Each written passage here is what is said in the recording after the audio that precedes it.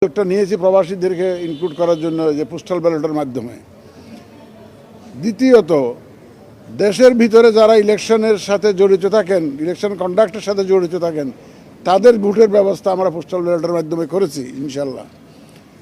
তারপরে যারা কনস্টিটিউয়েন্সির বাইরে পোস্টেড থাকেন, সরকারি কর্মকর্তা কর্মচারী, তাদের ভোটের ব্যবস্থা করেছি। যারা জেলখানায় বন্দী আছেন, তাদের ভোটের ব্যবস্থা করেছি।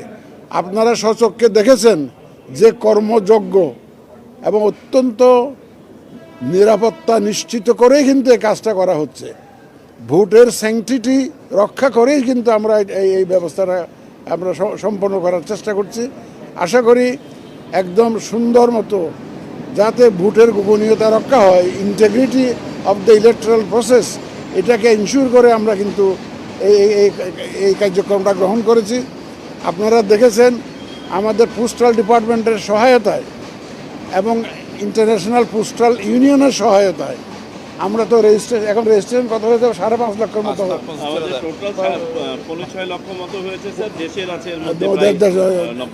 সুতরাং আমরা আশা করছি আরও 3 দিন হাতে আছে।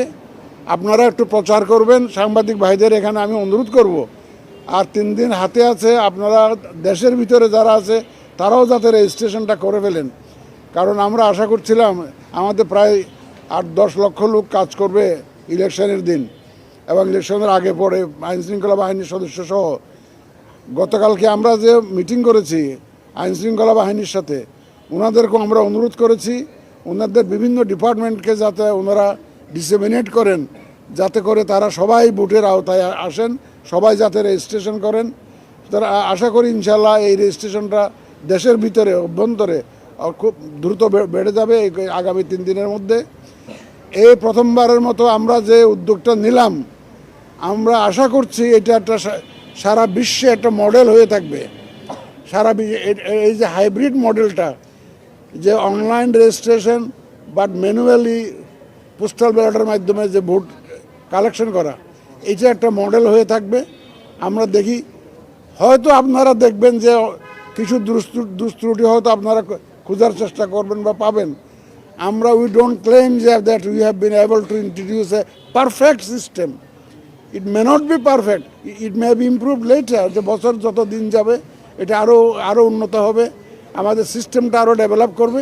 আমরা আশা করি ইনশাল্লাহ এটা সবাই মিলে আরও এটাকে উন্নত, আগামীতে যখন ইলেকশন হবে এটা আরও সুন্দর হবে, আরও উন্নততর হবে, আরও কাভারেজ আরও বাড়বে। এই প্রথমবারে আমরা কিন্তু ব্যক্তিগতভাবে আমরা সন্তুষ্ট। আমরা যে টার্গেট করেছিলাম, আমরা যে নিয়ত করেছিলাম, যে ধারণা করেছিলাম, আমরা মোটামুটিভাবে সন্তুষ্ট। আগামী 3 দিনের মধ্যে যদি আরও রেজিস্ট্রেশন হয় তাহলে আমাদের সন্তুষ্টি আর একটু বাড়বে। এই আরও রেজিস্ট্রেশন বাড়ানোর জন্য আপনাদের ভূমিকা আমরা চাই। আপনারা একটু প্রচারণা করেন যাতে সবাই রেজিস্ট্রেশনটা করেন। আমি আজকে আর কথা বলবো না। কোনো প্রশ্ন আবার কি এখন জবাব দিবেন? কোনো প্রশ্ন না। প্রথমবারের মতো এই পদ্ধতিটা চালু করা হচ্ছে, এখন পর্যন্ত আপনারা কি চ্যালেঞ্জ ফেস করতেছেন? বহু রকমের চ্যালেঞ্জ তো আছে ভাই। এই চ্যালেঞ্জগুলো যাতে অ্যাড্রেস করা যায় প্রপারলি, আমরা তো বহুদিন ধরে তো এক্সারসাইজ করেছি, বহু বিশেষজ্ঞের সাহায্য নিয়েছি, বিভিন্ন বিশ্ববিদ্যালয়ের এক্সপার্টদের সাহায্য নিয়েছি, দেশি বিদেশি আইসিটি কোম্পানিগুলোর সাহায্য নিয়েছি। আমরা আইএফএস থেকে আরম্ভ করে ইউএনডিপি থেকে আরম্ভ করে তাদের কনসালটেন্টদের সাহায্য নিয়েছি। সবাই মিলেই তো আমরা এই সলিউশনটা বের করেছি। এই চ্যালেঞ্জের মধ্যে যেমন একটা এক্সাম্পল দেই, আমি যখন কানাডা গেছি তখন শুনলাম যে কানাডাতে পোস্টাল স্ট্রাইক চলতেছে, পোস্ট অফিস স্ট্রাইক, 1.5 মাস ধরে স্ট্রাইক হবে। তখন আমার মাথা খারাপ হয়ে গেছে। আমি বললাম যে কি এরকম স্ট্রাইক হলে কি হবে, তাহলে তো একটা সমস্যা হতে পারে। আল্লাহর রহমতে কোনো অসুবিধা নাই।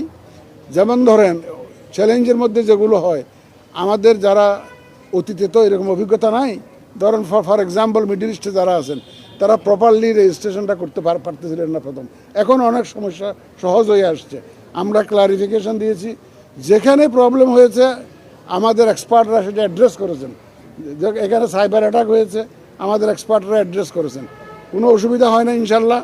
সিস্টেম ইজ ওয়ার্কিং এবং আমাদের তরফ থেকে যে ক্লারিফিকেশন দেওয়া হয়েছে এবং এগুলো যাতে ফিক্স করার যে উদ্যোগ নেওয়া হয়েছে, তাতে করে ইনশাল্লাহ সাকসেসফুলি আমরা রেজিস্ট্রেশনটা সম্পন্ন করতে পেরেছি। যত চ্যালেঞ্জই ছিল সেগুলো আমরা অ্যাড্রেস করে এগিয়ে এসছি, এ পর্যন্ত এগিয়ে আসছি। বাকিটাও ইনশাল্লাহ আপনাদের সহযোগিতায় আমরা সম্পন্ন করবো ইনশাল্লাহ। কতটুকু আশা করছেন রেজিস্ট্রেশন কার্যক্রম এই এটা এখনই বলা এখন তো বলা তো মুশকিল, এখন তো বলা মুশকিল। আর 3 দিন তো আর 3 দিন আছে। আমাদের স্থানীয় যারা ভোট পোলিং অফিসিয়াল হবে ওনাদের জন্য আমরা রেজিস্ট্রেশনের টাইমটা বাড়াবো। তো সব দেখার পরে আপনারা জানতে পারবেন, আপনারা ডেইলি বেসিসে জানতে পারবেন। আপনারা তো ডেইলি আপনাদের যেখানে বসেন ওখানে তো আমরা ওপেন করে রেখেছি। কিরকম ছিল? এটা টেকনিক্যালিটিস টেকনিক্যাল থেকে জেনে নিই। একটা বিষয় হচ্ছে যে আপনি বারবার বলছেন একটা ভোট উৎসব হবে, ভোট উৎসব হবে। এখন যে পরিবেশ আছে সে আপনি কি ওই আগের মতো এখন মনে করছেন যে একদম একদম একদম একদম আমি একদম ভোট উৎসব ইনশাল্লাহ হবে। দেখেন না এই যে উৎসবের মতো দেখেন আপনারা কত কত সাংবাদিকরা এসছেন, এটা একটা উৎসবের অংশ না। ভিতরে তো দেখেছেন কি পরিমাণ লোক কাজ করতেছে, মেশিনের মতো কাজ করতেছে। তারা তো নিজেরাই একটা এনকারেজ ফিল করতেছে এবং I saw them quite motivated. তারাও আনন্দ পাচ্ছে যে দেশের জন্য একটা কাজ করতে পারছে। আস্থা তো আছে, আস্থা তো ফিরে আসার তো ব্যাপার নেই। এখন ইনশাল্লাহ ইনশাল্লাহ ইনশাল্লাহ আপনারা দেখবেন, সময় আসুক দেখবেন আপনারা। আমরা পুরা দেশবাসী, বড় রাজনৈতিক দল সহ রাজনৈতিক দল সহ সবাই তো ইলেকশন চায়, সবাই দেশের মঙ্গল চায়, ভোটাররাও চায়। কালকে আমাদের আইন শৃঙ্খলা বাহিনী আপনি দেখেছেন, সব বাহিনী প্রধানরা একসাথে জাতিকে আমরা একটা মেসেজ দিয়েছি যে আমরা সবাই এক, ইলেকশনের ব্যাপারে সবাই এক, আমরা সুন্দর নির্বাচন সবাই চাই, সবাই মিলে আমরা ইনশাল্লাহ এটা করবো।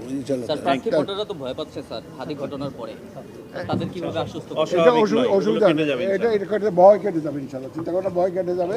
দিন যতই ভোটের দিন ঘনিয়ে আসবে আপনারা দেখবেন ইনশাল্লাহ আইন শৃঙ্খলা পরিস্থিতি উন্নতি হবে, অসুবিধা হবে না ইনশাল্লাহ। দেখবেন আমরা তো কনফিডেন্ট আছি।